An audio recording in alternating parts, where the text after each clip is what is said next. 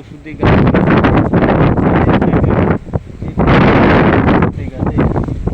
এটা হলো সেই ওষুধি গাছ। এটাকে আমরা বলি জিগের গাছ।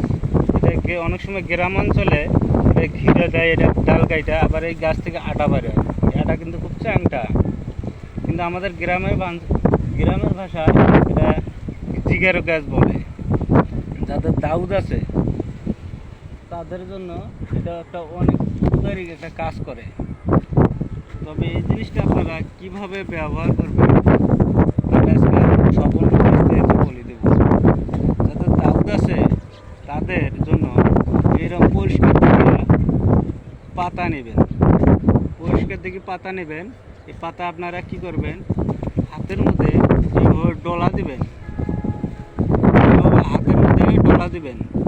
ডলা দিয়া এর সাথে একটুকুনা লবণ দিবেন। যে লবণ আমরা খাই, তরকারিতে রান্না করে খাই, লবণ ছাড়া দিয়ে আপনারা যে জায়গায় দাউদ আছে এইভাবে আপনারা লাগে দিয়ে থুবেন সুন্দর করে।